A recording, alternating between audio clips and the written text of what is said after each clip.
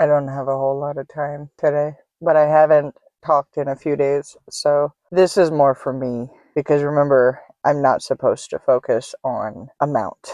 I'm not supposed to turn this into an obligation. I have a microphone and I carry it around. That way, if I get an urge, whether it be during the day or in the evening, I can just do it.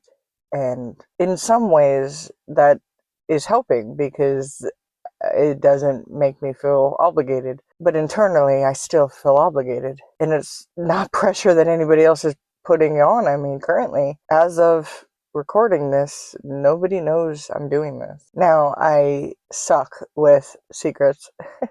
So there's a couple people who it's like, I really want to tell you what I'm doing, but even the people who know me the most still aren't, they're not going to know this stuff. I mean, some of this stuff I haven't even shared with my own husband, and I've told him pretty much everything, but there's just some stuff that doesn't come up. The best way I can put it is I have deep memories, and I've shared the surface level, and other parts of me have shared even a couple levels deeper. But there's some things that are deep, and some of it's deep because of the intensity of it, the pain of it, the memories associated with it. And some of it's deep just because things aren't always able to just come up in conversation. I mean, I don't always just start sitting next to somebody and go, well, would you like to hear about Dr. Laura? It doesn't work like that. There's memories that I don't even know about you listening because you haven't shared it, not because you're trying to keep something away from me. I just haven't asked. I don't know to ask. But when you have something come up over and over and over, even just in a matter of hours, it's nice to be able to just talk about it. And I expected this to be harder, and it's not, which means that the blockage has been me this whole time. And that's okay, because I can fix me.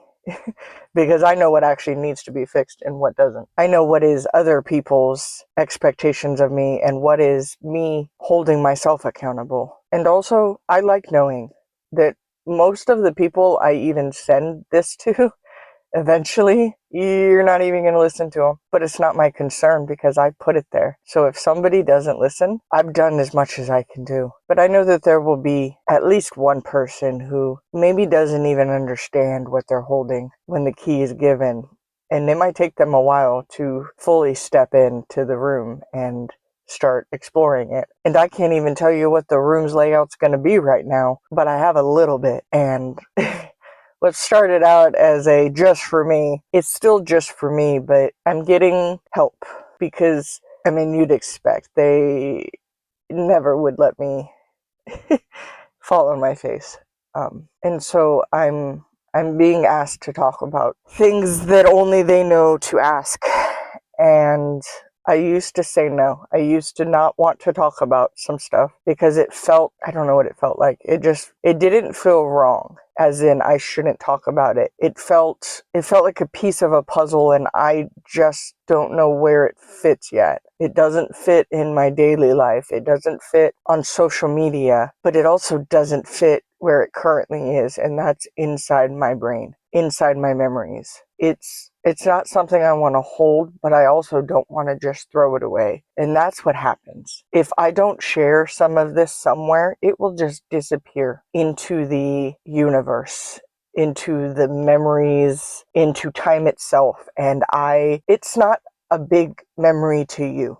I understand that. It's not a big memory to somebody scrolling TikTok. But to me, it's everything. It's the past. It's things that nobody would ever know, but I do. And nobody gave me validation. Nobody gave me closure. And I'm not going to get validation or closure because it's just small moments. It's grown-ups living life with kids and not understanding the full impact of the choice. It's radio stations like Dr. Laura, and it's small moments with people who I love and who love me, and then ghosts whisper from the past. It's not something that anybody's doing wrong. It's something that stems back to our baby years, to our toddler years. I have some friends who are older, and I imagine them living their teen years while I was living my, fifth grade years. And just the difference in the fact that that friend had no idea I existed. I had no idea that friend existed. And we all were just living life.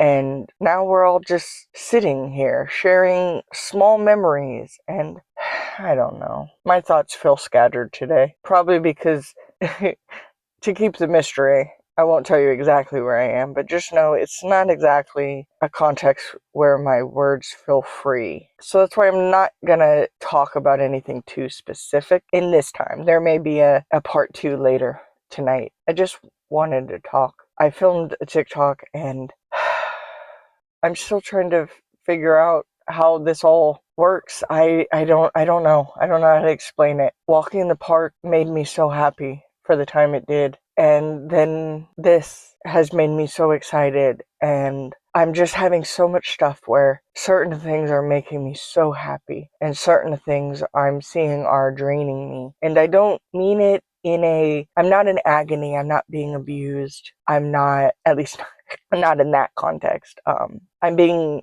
unappreciated, not in my loved ones, but we'll say career-wise. I'm not being appreciated in the way that I should be. I've worked very hard to be who I am, to do what I do, and it's not being utilized in the way that it should be. And I'm working on that. That's part of this.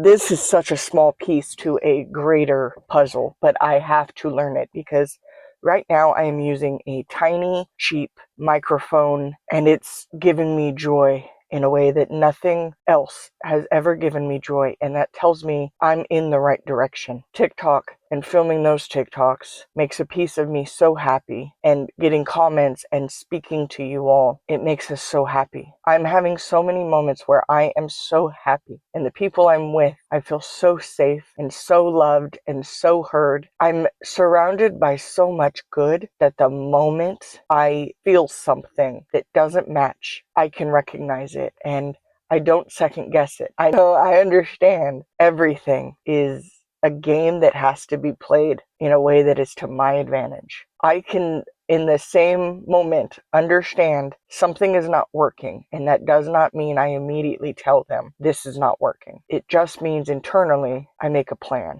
And I have a plan, and I'm excited about that plan, and I'm scared about that plan, but I know that it is the right decision, and I will figure it out. But I understand now. I understand the feeling that Brie must get in terms of happy place and the way that the house was written and the gate and all of that. I understand the difference in who's allowed in happy place and the moment that Brie, or really any of us, go, you need to leave. You are not welcome here. You are not part of happy place. I understand. And that was something that I didn't know before. I didn't understand. How does she know what is allowed? What happens if they don't leave? What happens if she says, get out of happy place, and they say, no, I'm not leaving. I'm sitting right here on this couch, and I'm not leaving. What would Brie do in that moment? And I know that's very cryptic to you, and I'm not even going to give you the answer because it's one of those things where I would need to know the situation to know what the answer is. She would need to know the situation to know what the answer is. And it also depends on who is sitting on the couch refusing to get up, because obviously that would change things as well too.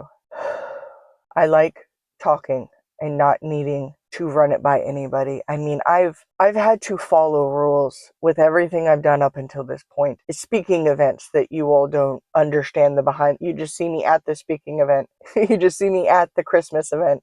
You just see me at the park filming TikTok. You don't see the in-between. You don't see the content guideline violations and emails back and forth. And you don't see me being around certain people and going, look at what I can do. And them going, wow, that's wonderful. But we still don't want you. We still don't want you to help. We see an issue. We complain about the issue, but we don't want to let you fix it because you're not the qualifications we want. I'm dealing with a lot of you can talk, but you can't talk about the book. We don't want to upset parents. You can talk about your past.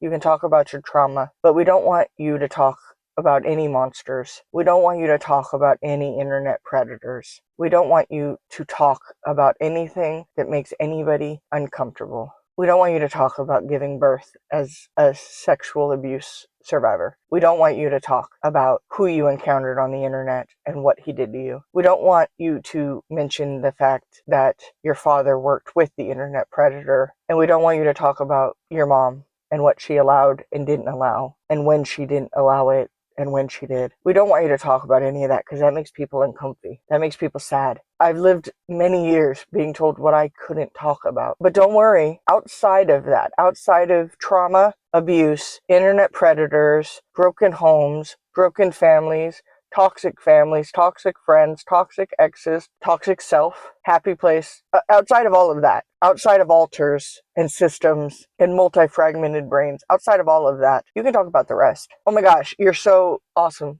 We want to hear the rest. Well, you didn't leave me much to talk about, did you? Right? I don't know what the future holds. I don't know where I start talking to people. I don't know if it's little rooms. I don't know if it's big stages. I don't know. But I do know that I have to learn how to talk before I can talk to anybody. But I'm also tired of talking to myself and talking to the people in my head. I'm not little anymore. At least not most of the time. I will share this. I do have the ability to still be little, but if I'm in a situation where I'm little again, my nervous system is high. I mean, we'd say, to put it into terms that you get, if I'm little, there's a monster lurking somewhere because for multiple reasons, I don't choose to be little. So since I stopped being little, I've only been little a few times, and it was it was an emergency situation. Not necessarily like not psych emergency, but supportive loved ones surrounding me emergency. Rest, self-care, Disney movies, snacks, warm blankets, comfy clothes. It's that kind of emergency. But point is, I'm not a kid. I don't want to be treated like a kid anymore. I don't want somebody treating me as if I'm fragile, like I can break if they look at me too hard, like I'm not able to be touched, or my skin will slide off. I'm not fragile. I just want to be respected. I want to be touched, obviously varying degrees, but when somebody puts their hands on me, I want them to respect my skin. I want them to understand that you don't just grab me. You don't get to just touch me. You don't get to hold me unless I let you. I love hugs, but that doesn't mean you can just grab me and pull me against you. But then there's also situations where if you are a select, and I mean select few, and I all of a sudden am little, I am small, I am no longer grown up, there are times where I need that person to wrap their arms around me and treat me much like you would a legitimate 4, 5, 6-year-old who is full meltdown, full scared, the monster's looking at her, and she just needs a great big grown-up to hold her and go, I'm not going to let him get you. You're with me. You're safe with me. I'll grow up again. I'll be okay. I will come out of it. But that's heavy for me and for them. Though I do not miss the fact that is not normal, but it is for me. That is normal for me. That is normal to have the boundary of I don't want to be small 24/7, but I do sometimes get small. It's not just me though, that's the thing. If you think that Brie and Bubbles are not very much one and the same, you misunderstand our entire system. And that's a clue in itself, but it just looks different when Brie is little. And obviously it's a little less obvious. But, I mean, a woman who is obsessed with Barbies, the little inner child is always there. I think we know that. I just happen to have extra pieces that are a little more obvious on the other side. But it all is me. It all is us. And it all is so powerful. And this is how I show you how powerful we are. Little things like this. I told you in the first couple, I didn't plan any of it. I bought a microphone and I asked her, can I use it? And she said, yes, let's start slow. And I did. I'm earning her trust and she's earning my trust because we have to rebuild trust to do what we plan to do. And Bianca is always watching, always ready. But Bianca's been fighting for so many years, and I don't want to cause anything that makes her have to fight. Everybody knows Brie, and they love Brie. And Brie is, I don't have to tell you, Brie is wonderful. But I don't want to disappear. I have found love, and not the love that I thought I needed, and not the love that I was seeking for so many years, but I have found a different kind of love, one that feels good. All of it feels good. And I understand that none of us are promised tomorrow, and somehow not being suicidal anymore, somehow not living that inside and externally, somehow getting healthy made me more scared to die. I'm not scared of what happens after. I'm not scared of the afterlife. I'm scared of the earth part of me just disappearing, because it wouldn't be my name on the obituary. Maybe that makes sense if I say it like that. My name won't be on the obituary. My name won't be in the joining her in death. It won't be some cryptic system obituary. It will just say Brie Ellis. And given how my current growing up family situation, who I like to think that whatever this right here becomes, even if nobody hears it and it just becomes something where one day I just start listening to all my audios and years has passed and I laugh at these first beginning ones, but I believe this is number 5. Obviously, it may be out of order, but right now, this is number 5, which means when I edit these, which some of them, sorry, I got the hiccups, some of these are not going to be edited at all, and some of them are be edited, but when I say edited, I don't mean taking things out, I mean more of the, when I stutter and then there's a 5-minute pause, I'm going to try to remove those, but I'm not going to edit, as in like silence myself or anything like that. I want it to be something that you can listen to, but not something where you're going, is it done? Is the audio over? Or is she just being quiet? Like, for example, if I were to do this,